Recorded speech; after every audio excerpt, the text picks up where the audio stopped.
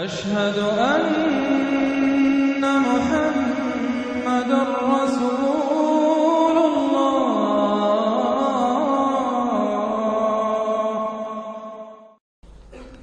اعوذ باللہ من الشیطان الرجیم بسم اللہ الرحمن الرحیم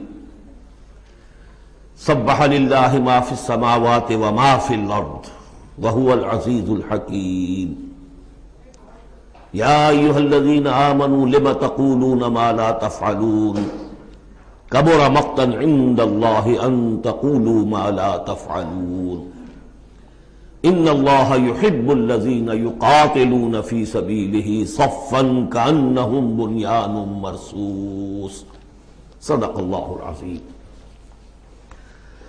رب اشرح لی صدری ویسر لی امری واحلل عقدۃ من لسانی یفقہوا قولی اللہم ربنا الہمنا رشدنا واعذنا من شرور انفسنا اللہم ارنا الحق حقا وارزقنا اتباعه وارنا الباطل باطلا وارزقنا اجتنابه اللہم وفقنا لما تحب وترضى اللہم ربنا آنس وحشتنا في قبورنا وارحمنا بالقرآن العظیم اللہم اجعله لنا اماما ونورا وهدى ورحمة اللہم ذکرنا منہ ما نسینا وعلمنا منہ ما جہلنا وارزقنا تلاوتہ آناء اللیل وآناء النہار واجعلہ لنا حجتا یا رب العالمین آمین۔ اب ہم اللہ کا نام لے کر سورہ صف کا آغاز کر رہے ہیں۔ میں آپ کو بتا چکا ہوں کہ جو 10 سورتیں ہیں مدنی، سورہ حدید سے سورہ تحریم تک، ان میں بالکل درمیان میں جو یہ جوڑا ہے سورہ صف اور سورہ جمعہ، اس کی امتیازی شان اسی سے نظر آ جاتی ہے کہ دونوں کا آغاز تسبیح سے ہوا ہے، ورنہ اب تک یہ تھا سورہ حدید کا آغاز سبح للہ ما فی السماوات والارض، پھر سورہ مجادلہ میں وہ بات نہیں، پھر سورہ حشر میں سبح للہ ما فی السماوات وما فی الارض، پھر سورہ ممتحنہ میں وہ بات نہیں۔ اب یہاں پھر جو آئی ہے وما فی الارض، تسبیح کرتی ہے اللہ کی ہر وہ شے جو آسمانوں میں ہے اور ہر وہ شے جو زمین میں ہے۔ وَهُوَ الْعَزِيزُ الْحَكِيمُ، اور وہ زبردست ہے، کمال حکمت والا۔ لیکن اس کے فوراً بعد سورہ جمعہ ہے، وہ ہے يُسَبِّحُ لِلَّهِ مَا فِي السَّمَاوَاتِ وَمَا فِي الْأَرْضِ، تو اس میں جوڑے ہونے کی نسبت بہت نمایاں ہو گئی، مشابہت بھی ہے، تسبیح دونوں کا آغاز ہو رہا ہے، پھر تکمیل ہو رہی ہے۔ میں نے بتایا تھا کہ نسبت زوجیت میں کسی مقصد کے لیے جنس جو ہیں دو، وہ کسی اعلیٰ تر مقصد کے لیے ان کے اندر ریسیپروکل نسبت رکھی جاتی ہے۔ وہی یہاں ہے فعل ماضی، فعل مضارع، اور فعل مضارع عربی زبان میں حال اور مستقبل دونوں کو کور کرتا ہے، تو یہاں اس جوڑے میں آ کر ان دونوں کو جمع کر دیا گیا کہ یہ تسبیح جو ہے کائنات کے اندر، جو کائنات کی ہر شے کر رہی ہے، یہ ہمیشہ سے ہوتی آ رہی ہے، ہر دم ہو رہی ہے، ہمیشہ ہوتی رہے گی۔ یہ سورہ مبارکہ جیسا کہ میں نے کل آپ کو بتایا تھا، سورہ حدید کی جو آیت ہے، جس کو میں نے عرض کیا تھا، اگرچہ وہ لفظ اچھا نہیں ہے، عریاں اور ننگا، واقعتاً یہ ہے کہ پورا عریاں اور ننگا فلسفہ انقلاب سورہ حدید کی آیت نمبر 25 میں ہے۔ انقلاب کس لیے لایا جاتا ہے؟ فرانس کا ریولوشن کیوں آیا تھا؟ ظلم ہے، بادشاہ لوگ بیٹھے ہوئے ہیں، عیش کر رہے ہیں، لوگ کسان ہیں، مزدور ہیں، وہ کام کرتے ہیں، ٹیکس دیتے ہیں، یہ عیاشیاں کرتے ہیں بدمعاش لوگ، ظلم ہے، ختم ہونا چاہیے۔ لوگوں نے جانے دی، ہزاروں نے جانے دی، پھر شکل کیا بن گئی کہ وہ تو ایک بظاہر ڈیموکریسی، عوام کی حکومت، حقیقت میں سرمایہ داروں کی آمریت قائم ہو گئی۔ ظلم ہے، مزدور کارخانے کے اندر کام کر رہا ہے، اس کے بچہ جو ہے بھوکا مر رہا ہے، یا وہ اگر بیمار ہو گیا تو اس کی دوا نہیں ہے، اور اس کی محنت اور مزدوری سے جو عیش کر رہے ہیں، لال پری جو ہے ان کے شام کو جو ہوتی ہے، ان کے جام میں وہ کیا کیا ہوتی ہے، علامہ اقبال نے کس قدر تلخ حقیقت کہی ہے۔ یہ کیا ہے؟ مزدور، خواجہ از خون رگے مزدور سازد لال ناب، یہ سرمایہ دار جو ہیں یہ مزدوروں کے رگوں کی خون جو ہے سرخ، اس سے کشید کر کے اپنی وہ لال پری جو ہے شام کو پیتے ہیں بیٹھ کر۔ انقلاب ہے، انقلاب ہے، انقلاب۔ نتیجہ یہ ہوا کہ بولشوک ریولوشن آیا، پھر مصیبت، اب ایک پارٹی ڈکٹیٹرشپ قائم ہو گئی، آسمان سے گرے، کھجور میں اٹکے، کھجور سے گرے، کسی کھائی میں جا گرے۔ یہ سارا چکر کیوں ہو رہا ہے؟ ان سرچ آف جسٹس، یہ ساری جد و جہد انسان کیوں کر رہا ہے؟ تو اب ایک تو ہے کہ ایک سیکولر انداز میں جسٹس فیئر پلے اس کی بات ہوتی ہے۔ دین میں آپ دیکھیے کہ قرآن نے جس طرح میں نے کل آپ کو بتایا، اللہ قائم بالقسط ہے۔ مسلمانوں کا بحیثیت امت رول یہ ہے، یا ایھا الذین آمنوا کونوا قوامین بالقسط، یا ایھا الذین آمنوا کونوا قوامین للہ شہداء بالقسط۔ محمد کو کیوں بھیجا؟ کہہ دیجئے کہ مجھے بھیجا گیا کہ میں عدل قائم کروں۔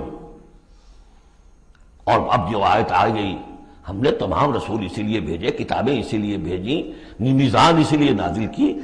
لقد ارسلنا رسلنا بالبینات وانزلنا معهم الکتاب والمیزان لیقوم الناس بالقسط۔ لوگوں نے کیا کیا؟ نبی آ گئے، انہیں پوجنا شروع کر دیا۔ باقی ظلم کا ظلم جھوکا تو چل رہا ہے، انہیں پوج لو، خدا کا بیٹا بنا دو، کچھ اور بنا دو، اولیاء اللہ ہیں ان کو جو بھی چاہو بنا دو، لیکن نظام ظالمانہ قائم رہا دنیا میں۔ یہ محمد عربی کا کمال ہے، انہوں نے عقل نظام کو بدلا ہے۔ در حقیقت یہ جو تکمیل ہوئی ہے اس پروسیس کی، اس لیے آپ رسول کامل ہیں، آخری رسول اور کامل رسول، جنہوں نے آ کر نظام عدل و قسط کو بالفعل برپا کیا۔ چنانچہ وہ جو ایک عام قانون آیا، پھر اس میں اتنی ننگی بات، لوہا استعمال ہو سکتا ہے، طاقت استعمال ہوگی ظلم کے خاتمے کے لیے، اور ان تمام جتنی بھی ناانصافیاں ہیں ان کو ختم کر دے۔ اگرچہ یہ لوہا کسی طریقے سے استعمال ہوگا، یہ لوہا خودکشی کے کام بھی آ سکتا ہے، خودکشی نہیں کرنی ہے، اس کے کچھ شرائط ہیں، اس کے ضوابط ہیں۔ پہلے کوئی طاقت فراہم کرو، پہلے کوئی نظریہ عام کرو، جو لوگ نظریہ قبول کر لیں انہیں جمع کرو، انہیں منظم کرو، انہیں ٹرین کرو، انہیں قوت بناؤ، پھر باطل سے ٹکراؤ۔ اگر ایسے کھڑے ہو جاؤ گے تو خودکشی ہو جائے گی، نعرہ مارا اور خودکشی ہوگی۔ بہرحال وہ جو ننگا انقلابی نظریہ ہے، وہ حضور کی شخصیت کے ضمن میں اس آیت میں آ کر اب وہ واحد کے صیغے میں آ گیا، هو الذی ارسل رسولہ بالہدی ودین الحق لیظہرہ علی الدین کلہ۔ سورہ توبہ میں بھی آ چکی، سورہ فتح میں آ چکی، اب اس سورہ مبارکہ کا مرکزی مضمون وہی ہے۔ لیکن اس کے یوں سمجھ لیجئے، اب زیادہ وقت میرے پاس نہیں ہے، کہ یہ اس کے 4 حصے کر لیجئے، 4 آیتیں، پھر 4 آیتیں، پھر 4 آیتیں۔ پہلی 4 آیتیں تمہیدی بھی ہیں، اور ایک اعتبار سے اس میں اصل میسج آ گیا ہے۔ دوسری 4 آیتوں میں سابقہ امت مسلمہ یعنی یہود کا طرز عمل ہے۔ تیسری آیت میں بعثت محمدی کا مقصد اور اس کے لیے مسلمانوں کو دعوت جہاد۔ 12 آیتیں یہ ہو جائیں گی۔ 2 آیتیں پھر بڑی خاص قسم کی ہیں کہ جو لوگ اس صورت کے پیغام کو قبول کریں اور اختیار کر لیں، ان کے کیا کیا مدارج ہیں، دنیا میں کیا ہے، آخرت میں کیا ہے۔ بسم اللہ الرحمن الرحیم، سبح للہ ما فی السماوات وما فی الارض وہو العزیز الحکیم۔ اب اس کا میں ترجمہ بھی نہیں کروں گا اس وقت۔ اب آ رہی ہے بات بالکل دو ٹوک، وہی جو میں نے کہا تھا ان تمام صورتوں میں ہے، زجر، توبیخ، جھنجھوڑنے کا انداز۔ کیا ہو گیا مسلمانوں تمہیں؟ یا ایھا الذین آمنوا ما لکم لم تقولون ما لا تفعلون، تمہیں کیا ہو گیا ہے مسلمانوں، تم جو کہتے ہو وہ کرتے نہیں، کیوں کہتے ہو جو کرتے نہیں؟ ایمان اللہ پر اور اس کے حکم پاؤں تلے، ایمان رسول کا، محبت اور عشق کے دعوے اس کے سنتوں یہ دجیاں بکھیر دو۔ کیا ہے؟ اس وقت نہیں تھا یہ، میں نے کہا وہاں تو ذرا سی کمی آئی تھی، ابھی اوسط کچھ گرا تھا، اس کے اوپر یہ پکڑ آ رہی ہے۔ تو آج سوچئے کہ آج اگر کہیں قرآن نازل ہو جائے اور آج اگر کہیں محمد رسول اللہ آ جائے تو اس امت کو دیکھ کر کیا کہیں گے کہ میری امت ہے؟ یہ 1.5 ارب انسان میری امت ہے۔ لم تقولون ما لا تفعلون کبر مقتا عند اللہ ان تقولوا ما لا تفعلون، بڑی شدید بیزاری کی بات ہے اللہ کے نزدیک کہ تم کہو جو کرتے نہیں۔ اب بتائیے اس سے بڑی زجر و توبیخ کیا ہوگی؟ اچھا معلوم ہوتا ہے کہ شاید کچھ لوگوں نے محبت رسول کے دعوے کیے ہوں گے۔ جاننا چاہتے ہو اللہ کو کون محبوب ہیں؟ ان اللہ یحب الذین یقاتلون فی سبیلہ صفا کانہم بنیان مرصوص۔ اللہ کو تو محبوب ہیں اپنے وہ بندے جو صفے باندھ کر اور صفیں بھی ایسی بنیان مرصوص. آج کل کا تصور کیجئے ری انفورسڈ کانکریٹ والز جو بڑے بڑے ڈیمز کی بنائی جاتی ہیں. اس زمانے میں بھی تھا چنائی کر کے پھر تانبا اس کے اندر جو ہے وہ پگھلا کر، جو ہم دیکھ آئے ہیں ذوالقرنین کے معاملے میں، آتونی افرق علیہ قطرہ. اب وہ جو ہے وہ فورٹیفائڈ ایسی صفیں. آج ایک صاحب نے توجہ دلائی، اسی کا عکس ہونا چاہیے ہماری جب نماز کے اندر صف بندی ہوتی ہے، کوئی خلا نہیں ہونا چاہیے. حضور نے فرمایا کہ شیطان کھڑا ہوتا ہے بیچ میں، پھر کندھے سے کندھا ملا ہونا چاہیے. لیکن ہمارے ہاں اس کا کوئی اہتمام نہیں ہوتا. ہمارے ہاں اہل حدیث حضرات کو اہتمام کرتے ہیں، انہوں نے کہیں اور چکر چلا دیے، وہ ٹانگیں بھی اتنی چوڑی کریں گے کہ پھر دوسرے آدمی کو سخت کوفت ہو جائے، اور پھر پاؤں پہ پاؤں ماریں گے، کچھ کریں گے. وہ ان کی اپنی شدت ہے.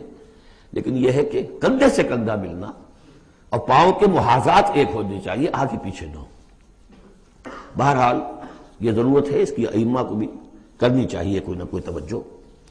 تو یہ اصل میں سمم بونم ایک اصطلاح ہے فلسفے کی، کہ ہر فلسفہ اخلاق میں ایک تصور ہوتا ہے خیر اعلیٰ، the highest good, highest virtue کیا ہے. آپ ایک فلسفہ دیتے ہیں اخلاق کا، اس کی روح سے سب سے بڑی نیکی کون سی ہے، تو جان لیجئے اسلام میں سمم بونم، اسلام کے خیر اعلیٰ قتال فی سبیل اللہ ہے. ان اللہ یحب الذین یقاتلون فی سبیلہ صفا کانہم بنیان مرصوص. اب سوچ لو، دیکھ لو، سوچ سمجھ کے قدم رکھو. جس کو ہو جان و دل عزیز اس کی گلی میں جائے کیوں. اس راستے پر آنا ہے تو یہ سمم بونم ہے. یہ 4 آیتیں ہو گئیں تمہید کی. 4 آیتیں ہیں اب. بنی اسرائیل نے کیا کیا اللہ کے جلیل قدر پیغمبروں کے ساتھ. وَإِذْ قَالَ مُوسَىٰ لِقَوْمِهِ يَا قَوْمِ لِمَ تُؤْذُونَنِي وَقَدْ تَعْلَمُونَ أَنِّي رَسُولُ اللَّهِ إِلَيْكُمْ. یاد کرو جب کہ کہا موسیٰ نے اپنی قوم سے، اے میری قوم کے لوگوں کیوں مجھے ایذا دے رہے ہو، کوفت پہنچا رہے ہو، تکلیف دے رہے ہو. وَقَدْ تَعْلَمُونَ أَنِّي رَسُولُ اللَّهِ إِلَيْكُمْ، جبکہ تم جانتے ہو میں اللہ کا رسول ہوں. میرے نزدیک یہاں رسول بمانی نبی کے ہے. حضرت موسیٰ بنی اسرائیل کے لیے نبی تھے، رسول نہیں. رسول تھے الی فرعون. جہاں کہیں ذکر آیا بحیثیت رسول الی فرعون وملئہ، الی فرعون وملئہ، الی فرعون وملئہ. کیونکہ رسول کے بعد قاعدہ یہ ہوتا ہے کہ پھر رسول کی بات نہ مانے تو قوم ہلاک کی جاتی ہے. حضرت موسیٰ کی بات نہیں مانی، 4 کے سوا ہلاک نہیں کی گئے. تو حضرت موسیٰ کی حیثیت بنی اسرائیل کے لیے نبی کی ہے، لیکن آل فرعون کے لیے وہ رسول تھے. مانو مجھے اور میرے ساتھ واپس کرو ان کو، بنی اسرائیل کو. وقت تعلمون انی رسول اللہ علیکم، یہاں تو میں اللہ کا نبی ہوں. فلما زاغوا، جب وہ کج ہو گئے، ٹیڑھے ہو گئے، ازاغ اللہ قلوبہم، اللہ نے بھی ان کے دلوں کو ٹیڑھا کر دیا. یہ بہت اہم آیت ہے جو قرآن مجید میں جتنی مرتبہ آیا اللہ نے انہیں گمراہ کر دیا، اللہ نے مہر لگا دی. تو کبھی اللہ ابتداءً مہر نہیں لگاتا، پہلے انسان ٹیڑھا خود ہوتا ہے. لیکن جب اس کے ٹیڑھ پن ایک حد تک چلا جاتا ہے، he reaches the point of no return, then Allah puts a seal on his heart. اس کے بعد نہیں آ سکتا. تو جب وہ ٹیڑھے ہو گئے اللہ نے ان کے دلوں کو بھی ٹیڑھا کر دیا. واللہ لا یہدی القوم الفاسقین، اللہ فاسقوں کو زبردستی ہدایت نہیں دیتا. اب اس میں ہم پڑھ چکے ہیں سورہ مائدہ میں، اصل میں وہ ایذا ہے. اللہ کے رسول کو اصل ایذا ذاتی نہیں ہوا کرتی، ہوتی ہے وہ بھی، انسان محسوس کرتا ہے. اور میں بتا چکا ہوں آپ کو سورہ احزاب میں کہ حضور حضرت موسیٰ کے ساتھ بھی اس طرح کا معاملہ کیا، لیکن حضور کے ساتھ بھی کیا. لیکن اصل ایذا جو یہاں ہو رہی ہے قتال کے لفظ کے ذکر کے ساتھ جو آ رہی ہے وہ یہ ہے. اگلا دور ان کا کیا آیا ہے، وَإِذْ قَالَ عِيسَى ابْنُ مَرْيَمَ، دوسرا دور. اب یہ ہے رسول، اصل میں بنی اسرائیل کے لیے رسول بن کر آئے وہ حضرت عیسیٰ. رسولاً الی بنی اسرائیل، سورہ آل عمران کی وہ الفاظ بہت اہم ہیں. وَإِذْ قَالَ عِيسَى ابْنُ مَرْيَمَ يَا بَنِي إِسْرَائِيلَ إِنِّي رَسُولُ اللَّهِ إِلَيْكُمْ. اور جب یاد کرو جب کہ کہا عیسیٰ ابن مریم نے، اے بنی اسرائیل میں اللہ کا رسول ہوں تمہاری طرف. مصدقا لما بین یدی من التوراۃ، اور میں تصدیق کرتے ہوئے آیا ہوں اس کی جو میرے سامنے ہے تورات میں سے. ومبشرا برسول، اور بشارت دیتے آیا ہوں ایک رسول کی، یاتی من بعدی، جو میرے بعد آئیں گے، اسمہ احمد، جن کا نامی احمد ہے، صلی اللہ علیہ وسلم، احمد مجتبی. فلما جاءہم بالبینات، یہ وہی حضرت عیسیٰ کے بارے میں جب وہ آئے کھلی نشانیاں لے کر، معجزے لے کر، عظیم ترین معجزے لے کر. قالوا ھذا سحر مبین، انہوں نے کہہ دیا یہ تو سحر مبین ہے۔ ومن اظلم ممن افترا، اب یہ تیسرا دور ہے، اب محمد رسول اللہ آ گئے صلی اللہ علیہ وسلم، اور وہ ہم پڑھا ہے سورہ بنی اسرائیل میں، عسیٰ ربکم ان یرحمکم وان عدتم عدنا، اے بنی اسرائیل تم ہمارے لاڈلے تھے، اس میں کوئی شک نہیں، ہم نے تمہیں چنا تھا، اخترناہم علی علم، لیکن تم نے اپنی بد عملی کی وجہ سے اپنے آپ کو راندہ درگاہ بنا لیا، لیکن ہماری محبت اب بھی موجود ہے۔ عسیٰ ربکم ان یرحمکم، تمہارا رب اب بھی تمہیں رحم کرنے کے لیے تم پر تیار ہے، وَإِنْ عُدْتُمْ عُدْنَا، لیکن تمہارا طرز عمل وہی رہا جو پہلے تھا، تو ہم بھی وہی کچھ کریں گے جو ہم نے پہلے کیا، اسی طرح پٹوائیں گے تمہیں۔ نبوکدنصر سے پٹوایا، اور گریک سے پٹوایا، اسیرین سے پٹوایا، رومن سے پٹوایا، اور اب اس صدی میں آ کے جرمن سے پٹوایا۔ 60 لاکھ 6 ملین، اور میں نے ایک دفعہ پہلے روایت یہ پڑھی تھی کہ نہیں 4 ملین تھے، ابھی پچھلے دنوں میں نے ایک دیکھا ہے کیلنڈر، وہاں تو اس کے اندر تذکرہ ہے کہ 6 سے بھی زیادہ تھے، 6 ملین سے بھی زیادہ تھے، واللہ اعلم۔ بہرحال اب تیسرا دور آیا، ومن اظلم ممن افترى علی اللہ الکذب، اس سے بڑھ کر ظالم کون ہوگا جو اللہ پر جھوٹ تلاسے، وہو یدعی الی الاسلام، بلایا جا رہا اسلام کی طرف، اب محمد رسول اللہ انہیں دعوت دے رہے ہیں، واللہ لا یہدی القوم الظالمین، اللہ ایسے ظالموں کو زبردستی ہدایت نہیں دیتا۔ عسیٰ ربکم ان یرحمکم، لیکن اس کے بعد فرما دیا اگلی آیت میں ان ھذا القرآن یہدی للتی ہی اقوم، یہ قرآن ہے شاہدرہ ہے، ہماری رحمت کا شاہدرہ قرآن حکیم میں داخل ہونا ہے، آؤ داخل ہو جاؤ۔ اب حضور کے ساتھ جو کچھ کر رہے تھے اس کا کلائمیکس یہ تیسری آیت ہے، یریدون لیطفئوا نور اللہ بافواہہم، وہ تلے ہوئے ہیں کہ اللہ کے نور کو اپنی منہ کی پھونکوں سے بجھا کر رہیں گے۔ یہ خاص یہود کے بارے میں ہے یہ آیت، اچھی طرح سمجھ لیجئے، اور اس کا کلائمیکس اب آ رہا ہے، اب آ رہا ہے۔ The final showdown is going to come now and not very far off, very soon. Armageddon اسے کہہ لیں۔ یہود پوری طریقے سے پوری عیسائی دنیا کو اپنے تسلط میں لا چکے ہیں، اور جو کچھ ہونے والا ہے الملحمۃ العظمیٰ جسے حضور نے قرار دیا ہے، عظیم ترین جنگ، اور آرمگڈون یہ ان کی کرسچین جو ان کی ہے اصطلاحات، ان میں وہ آرمگڈون ہے۔ بہرحال وہ تو ابھی آئے گا، ابھی تک تو ہم پڑھ رہے ہیں جو اس وقت ہو رہا تھا، ان میں جرت نہیں تھی، وہ سامنے آ کر مقابلہ نہیں کرتے تھے، وہ ہم پڑھ چکے ہیں سورہ حشر میں، کبھی بھی سامنے آ کر مقابلہ نہیں کریں گے، منہ کی پھونکوں سے بجھاتے ہیں دور دور سے۔ یہ استعارہ ہے کہ سامنے آ کے مقابلہ نہیں کرتے، سازشیں کرتے ہیں، منہ سے تو آدمی بات ہی کرتا ہے نا، سازشیں کر کے اس کو ابھارو، اس کو لے آؤ، اس سے حملہ کروا دو، قریش کو لے آؤ، فلاں کو لے آؤ، ان میں دم نہیں ہے۔ اسی کو کہا ہے مولانا ظفر علی خان نے، نور خدا ہے کفر کی حرکت پہ خندہ زن، پھونکوں سے یہ چراغ بجھایا نہ جائے گا۔ یریدون لیطفئوا نور اللہ بافواہہم واللہ متم نورہ ولو کرہ الکافرون، اللہ اپنے نور کا اتمام فرما کر رہے گا خواہ یہ کافروں کو کتنا ہی ناگوار ہو۔ یہ جو آیت آئی ہے اس سے پہلے سورہ توبہ میں، یریدون ان یطفئوا نور اللہ بافواہہم ویابی اللہ الا ان یتم نورہ ولو کرہ الکافرون، اتنا سا فرق ہے، باقی آیت جو کی تو ہے۔ اب تیسرا حصہ ہے سورت کا، اب حضور کی بعثت کس لیے ہوئی؟ هو الذی ارسل رسولہ بالہدی ودین الحق لیظہرہ علی الدین کلہ۔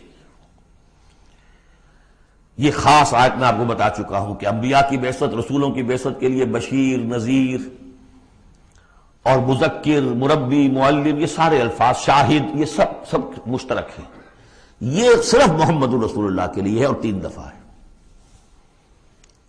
وہی ہے اللہ جس نے بھیجا اپنے رسول کو صلی اللہ علیہ وسلم، الہدا، کامل ہدایت نامہ جو ان پر کامل ہو گیا، اور دین حق، وہ میزان جو دی گئی تھی تمام انبیاء کو، وہ میزان اب کامل ہو کر دین حق،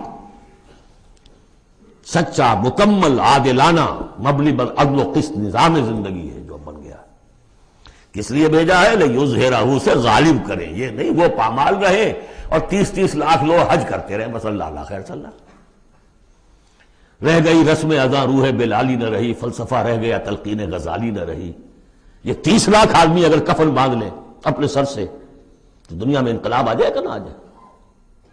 حج کر آؤ، رمضان کا عمرہ کراؤ،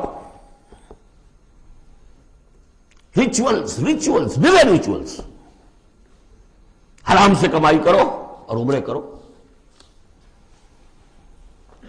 هو الذی ارسل رسولہ بالہدی ودین الحق لیظہرہ علی الدین کلہ ولو کرہ المشرکون۔ مشرکوں کو تو یہ پسند نہیں ہوگا، مشرک چاہیں گے توحید کا نظام قائم ہو جائے، اللہ کی حکومت پوری زندگی پہ قائم ہو جائے۔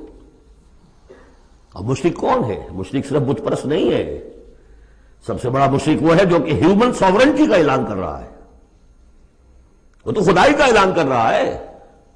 بت پرست نے تو یہی سمجھا ہوگا یہ کوئی دیوی ہے، دیوتا ہے، کوئی ہماری سفارش کر دے گا، اس کے علاوہ وہ تو خدا بن رہے ہو تم کہ ہم حاکم ہیں۔ یہ دعویٰ تو نمرودیت کا دعویٰ ہے، یہ دعویٰ تو فرعونیت کا دعویٰ ہے، حاکم ہم ہیں۔ الیس لی ملک مصر وہذہ الانہار تجری من تحتی۔ فرق یہ ہے کہ وہ ایک شخص ہوتا تھا، اب پوری قوم ہے، بس اور کچھ بھی نہیں۔ وہ کبھی پسند نہیں کر سکتے، تصادم ہونا ناگزیر ہے، جہاد کرنا پڑے گا، کشمکش کرنی پڑے گی۔ اب وہ کون کریں گے؟ جو اللہ کو ماننے کا دعویٰ کرے اور رسول کو ماننے کا دعویٰ کرے۔ اگلی آیت پڑھ لیجئے، یا ایھا الذین آمنوا هل ادلکم علی تجارۃ تنجیکم من عذاب الیم۔ اے ایمان کے دعوے دارو، کیا میں تمہیں بتاؤں وہ تجارت جو تمہیں دردناک عذاب سے چھٹکارا دلا دے۔ تؤمنون باللہ ورسولہ وتجاہدون فی سبیل اللہ باموالکم وانفسکم۔ ایمان لاؤ اللہ پر جیسے کہ ایمان لانے کا حق ہے۔ سورہ نساء میں بھی پڑھ چکے ہم، یا ایھا الذین آمنوا آمنوا باللہ ورسولہ والکتاب الذی نزل علی رسولہ۔ سورہ حجرات میں ڈیفینیشن مومن کی یہی ہے، انما المؤمنون الذین آمنوا باللہ ورسولہ ثم لم یرتابوا وجاہدوا باموالہم وانفسہم فی سبیل اللہ۔ تؤمنون باللہ ورسولہ وتجاہدون فی سبیل اللہ باموالکم وانفسکم ذالکم خیر لکم ان کنتم تعلمون یغفر لکم ذنوبکم ویدخلکم جنات تجری من تحتہا الانہار۔ وہ تمہارے لیے تمہارے گناہ بخش دے گا، تمہیں داخل کرے گا ان باغات میں کہ جن کے نیچے نہریں بہتی ہوں گی، اور ان باغات میں مسکن دے گا، مساکن طیبہ، بہت پیارے، بہت اعلیٰ، فی جنات عدن، ریزیڈینشل گارڈنز میں۔ ذالک الفوز العظیم، یہی بڑی کامیابی ہے۔ یہ بہت اہم نکتہ ہے، بندہ مومن کی نگاہ اس کامیابی پر جمی ہونی چاہیے، دنیا کی کامیابی پہ نہیں، دنیا میں دین کی کامیابی پر بھی نہیں۔ آپ حیران ہو یہ کیا کہہ رہا ہے؟ نصب العین صرف آخرت۔ اگر آپ نے دنیا میں کامیابی کو نصب العین بنا لیا تو گڑبڑ ہو جائے گی، پھر آپ کہیں گے یہ تو صحیح طریقے سے کام نہیں ہو رہا تو ٹیڑھے سے کرو، سیدھی انگلیوں گھی نہیں نکل رہا تو ٹیڑھی کرو، بائی ہوک اور بائی کروک، جیسے کوئی ہاکی کا پلیئر چلتا ہے لے کر کیری کرتا ہے۔ اسی میں تحریکیں گم ہو جاتی ہیں، تحریکوں کے قبرستان بنے ہیں اسی بنیاد پر۔ تم دیکھو تمہارا فرض یہ طریقہ کار یہ، اس طریقے پہ کام کرتے رہو، نتیجہ نکلے نہ نکلے تمہیں اس سے کوئی بحث نہیں۔ ہاں طریقہ کار پر نظر ثانی کرتے رہو، وہ طریقہ محمد رسول اللہ سے ماخوذ اور منہاج۔ لِكُلٍّ جَعَلْنَا مِنْكُمْ شِرْعَةً وَمِنْهَاجًا، ہم نے ہر ایک کو تم میں سے شریعت بھی ایک دی ہے، منہاج بھی دیا ہے۔ منہاج محمدی کیا ہے بولو، تم امت محمد ہو صلی اللہ علیہ وسلم۔ تو یہ بات نوٹ کر لیجئے، بہت اہم ہے، بس تجزیہ کر لیجئے اب تک جو کچھ آیا ہے اس میں، بلکہ اب آخری دو آیتیں بھی پڑھ لیجئے۔ ایک حیثیت سے یہ 12ویں آیت پر آ کے مضمون مکمل ہو گیا۔ ذالک الفوز العظیم، بڑی کامیابی یہی ہے۔ البتہ دنیا میں ایک اور بونس کی شکل میں ہے، وَأُخْرَىٰ تُحِبُّونَهَا، ایک اور شے جو تمہیں بہت پسند ہے۔ اللہ کی نگاہوں میں تو اس کی کوئی حیثیت نہیں، اس لیے کہ اللہ کی نگاہ میں تو اگر وہ کرنا ہی چاہے تو دین حق کو غالب کر دے آنے واحد میں۔ اللہ تو تمہیں دیکھ رہا ہے بس کہ تم نے کتنی کچھ جانفی شانی کی، کہ چونکہ تمہارا امتحان ہے۔ لیکن تمہاری نگاہوں میں بہرحال انسان ہو تو بربنائے طب بشری انسان چاہتا ہے کہ جو کچھ ہم کریں اس کا نتیجہ بھی اگر نظر آ جائے تو کیا کہنے۔ وَأُخْرَىٰ تُحِبُّونَهَا، اور وہ دوسری چیز اور بھی جس کا جو تمہیں پسند ہے، وہ کیا ہے؟ نصر من اللہ وفتح قریب، اب اللہ کی طرف سے مدد آیا چاہتی ہے اور فتح تمہارے قدم چوما چاہتی ہے۔ لیکن یہ ظاہر بات ہے یہ کب اتری ہے، یہ میں آپ کو بتا چکا ہوں، اس کو سمجھیے سورہ صف کو سورہ احزاب کا زمیمہ، وَبَشِّرِ الْمُؤْمِنِينَ، یہی الفاظ آئے ہیں، اور اے نبی اس کی بشارت دے دیجئے اہل ایمان کو۔ قول میں حضور کا آپ کو سنا چکا ہوں، آپ نے فرما دیا تھا غزوہ احزاب کے بعد، لن تغزوکم قریش بعد عامکم ھذا، اے مسلمانوں اب اس سال کے بعد قریش تم پر چڑھ کر نہیں آ سکتے، ایگزاسٹ ہو چکے ہیں۔ وَلَكِنَّكُمْ تَغْزُونَهُمْ، اب تمہاری طرف سے انیشیٹو ہوگا، اور وہ انیشیٹو تھا کہ جو عمرے کے سفر کی نیت سے آپ نے کیا، صلح حدیبیہ ہو گئی، اور اِنَّا فَتَحْنَا لَكَ فَتْحًا مُبِينًا کی آیت اتری۔ اور دوسری چیز آخرت میں یا ایک روحانی جو مقام تمہیں اس سے حاصل ہوگا، تم اللہ کے مددگار کا قرار پاؤ گے، اس سے اونچا کوئی مقام ہو سکتا ہے؟ یا ایھا الذین آمنوا کونوا انصار اللہ، اگر تم اللہ کے دین کا جھنڈا اٹھانے کے لیے اپنی جانیں لگا رہے ہو تو کس کے مددگار ہو؟ اللہ کا دین ہے، جھنڈا اس کا ہے، اور یہ فرض منصبی اصل تھا محمد کا، تو ان کی بھی مدد ہے۔ من انصاری اللہ آگے آ جائے گا۔ اہل ایمان اللہ کے مددگار بنو، کما قال عیسی ابن مریم للحواریین، جیسے کہ کہا تھا عیسیٰ ابن مریم نے اپنے حواریین سے، من انصاری اللہ، کون ہے میرا مددگار اللہ کی راہ میں؟ دیکھیے جیسے بیعت کی نسبتیں آئی تھیں دو، بیعت حضور سے، بیع اللہ سے، لہذا تیسرا ہاتھ اللہ۔ وہی مسئلہ یہ ہے، نصرت اللہ کی، لیکن میری نصرت اللہ کی طرف۔ اللہ کی نصرت کیسے کرو گے؟ میری نصرت کرو اللہ کے راستے میں، محمد رسول اللہ والذین معہ۔ اب بھی طریقہ جو فطری ہے وہ یہی ہے، جس کو بھی اللہ ہمت دے دے وہ کھڑا ہو۔ میں نے یکسو ہو کے فیصلہ کر لیا، میں نے تو اب اسی کے لیے جینا، اسی کے لیے مرنا ہے، آؤ بھائی کون میرے ساتھ آتا ہے؟ میں انصاری اللہ، میں تو چل رہا ہوں، وہ ساتھی ملے گا تب بھی چلوں گا، نہیں ملے گا تب بھی چلوں گا۔ اب کون میرے ساتھ آتا ہے؟ من انصاری اللہ، جو ہاتھ میں ہاتھ دے وہ اس کا ساتھی ہے۔ اذ قال عیسی ابن مریم للحواریین من انصاری اللہ قال الحواریون نحن انصار اللہ۔ اگرچہ وہ مددگار تھے حضرت عیسیٰ کے، حقیقت میں تھے اللہ کے، بظاہر عیسیٰ کے، حقیقت اللہ کے۔ فآمنت طائفۃ من بنی اسرائیل، تو بنی اسرائیل دو گروہ میں تقسیم ہو گئے، ایک وہ جو ایمان لے آیا اور ایک وہ جو کفر پر اڑا رہا۔ وکفرت طائفہ فأیدنا الذین آمنوا علی عدوہم، تو ہم نے مدد کی ان کی جو ایمان لائے تھے ان کے خلاف، کہ جنہوں نے کفر کیا تھا ان کے دشمنوں کے خلاف، فاصبحوا ظاہرین، بالآخر وہی کامیاب ہوئے۔ لیکن یہ کامیابی آسانی سے ہاتھ نہیں آئی تھی، اچھی طرح سمجھ لیجیے گا۔ 300 برس لگے ہیں حواریین مسیح کو، اور ان کے اصل پیروکار جو تھے حضرت مسیح کے، وہ سختیاں انہوں نے جھیلی ہیں۔ تاریخ انسانی میں اگر آپ لیں گے ایک مقدار کی حیثیت سے تو اتنی زیادہ قربانیاں شاید کسی نبی کے ساتھیوں نے نہیں دی۔ ایک ہے چیز جو ہے وہ سمٹ کر آ گئی ہو تھوڑے سے وقت میں، وہ ہے حضور کا معاملہ، کہ حضور کا اور آپ کے ساتھیوں کا۔ لیکن جتنے طویل عرصے تک اور جس قدر شدید پرسیکیوشن، عام خیال یہی، اور میں بھی اس کا قائل ہوں، کہ سورہ یاسین میں جو ذکر ہے، وہ جو 2 رسول بھیجے گئے اور پھر تیسرا بھیجا گیا، وہ اصل میں حواریین مسیح تھے، رسول کے رسول تھے، اللہ کے رسول نہیں تھے براہ راست۔ اسی طریقے سے آپ کو معلوم ہے جو پرسیکیوشنز ہوئی ہیں ان کی، جس طریقے سے انہیں ستایا گیا ہے۔ جو اصحاب الاخدود تھے وہ بھی عیسائی تھے، جن کو کہ یہودیوں نے جلایا، ابو نواس نے، وہ بھی عیسائی تھے، حضرت مسیح کے ماننے والے۔ اسی طریقے سے یہ 7 سلیپرز کون تھے جو جان بچا کر گئے تھے؟ اصحاب کہف عیسائی تھے۔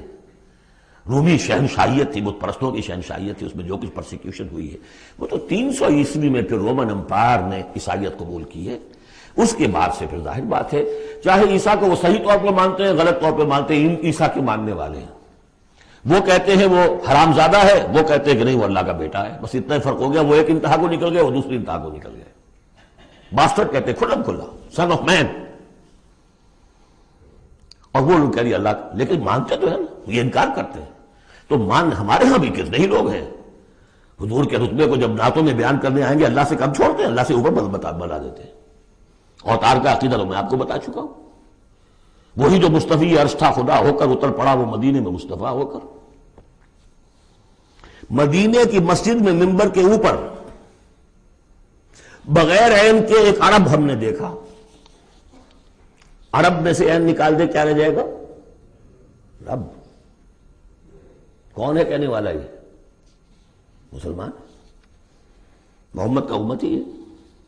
تو یہ جو انتہائیں ہوتی ہیں، غلو ہوتا ہے، یا اہل کتاب لا تغلو فی دینکم، تو غلو ہم کم ہے کم کرنے والے۔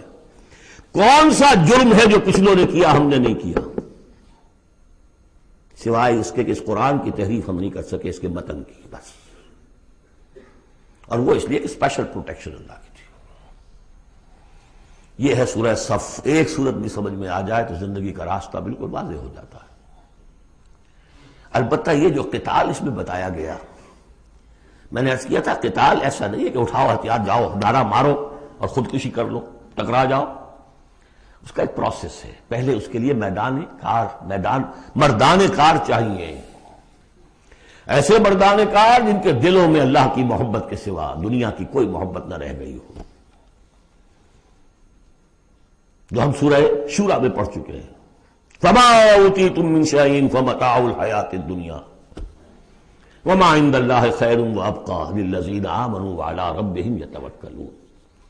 طالب آخرت بن چکے ہو، واقعتاً، کہنے کی حد تک نہیں، زبانی کلامی نہیں، فی الواقع۔ پھر ان کے اندر وہ اخلاص اور خلوص، پھر ایک نظم کی پابندی، ایک لیڈر کے ساتھ عہد، جو کہو گے۔ یہ تقاضے اگر پورے نہیں ہوتے، اور محترم تعداد کے اندر 2-4 سے تو نہیں ہوگا معاملہ۔ 4 کا ہوتا معاملہ تو حضرت موسیٰ کے ساتھ بھی تھے، 3-4 تو اور 150 تو اور بھی شاید نکل ہی آتے، کوئی ذرا اور محنت کرتے، لیکن نہیں، معتدل تعداد، ریکوزٹ نمبر۔ لہذا اس کو تیار کرنے کے لیے کیا طریقہ کار ہے؟ یوں سمجھیے کہ منہج انقلاب محمدی کے 2 حصے ہیں۔ اوپر کا حصہ ٹکراؤ، تصادم، وہ سب کو معلوم ہے، غزوہ بدر، غزوہ احد، غزوہ احزاب، فلاں کس کو نہیں معلوم؟ لیکن اکبر الآبادی کا بڑا پیارا شعر ہے، خدا کے کام دیکھو بعد کیا ہے اور کیا پہلے، نظر آتا ہے مجھ کو بدر سے غار ہرا پہلے۔ تنہائیاں تھیں، جو سوچ و بچار تھا۔ پھر اس نے 12 برس تک مکے میں جو دعوت، تبلیغ، تربیت، تزکیہ، تعلیم، تنظیم، یہ کام کیا ہے۔ یہ ہے جس کا نتیجہ سامنے نظر آتا ہے۔ چاہے تمہارے جسم کے ٹکڑے اڑا دیں، تم نے ہاتھ نہیں اٹھانا۔ یہ ارادہ آسان کام ہے کوئی؟ بلی کو بھی آپ گھیر لیں اگر کسی کونے میں تو وہ آپ پر حملہ کر دے گی۔ ڈیسپریٹ آدمی 2-3 کو مار کر مرے گا، ایسے نہیں مر سکتا آدمی۔ آدمی بڑی شے ہے، لیکن اجازت نہیں ہے۔ یہ تیاری جو کرائی ہے محمد رسول اللہ نے، تو ایک ہے تصادم کا مرحلہ، اور ایک ہے تصادم کے لیے آدمی تیار کرنا۔ آدمی فراہم کیسے کرے، تیار کیسے کرے؟ اس کو میں نے قرار دیا ہے منہج انقلاب نبوی کی اساسی منہاج۔ ایک ہے تکمیلی منہاج، تصادم، ٹکراؤ، جنگ۔ اساسی منہاج ہے how to procure proper people, procurement of people and then their training. یہ ہے مسئلہ، اور اس کا مرکز و محور قرآن ہے۔ اگلی سورہ، سورہ جمعہ، اسی سے بحث کر رہی ہے۔ یوں سمجھ لیجئے کہ بعثت محمدی کا مقصد، اس کے لیے تصادم کے مراحل، یہ سورہ صف میں، لیکن اس کے لیے مردان کار کی تیاری کا عمل سورہ جمعہ۔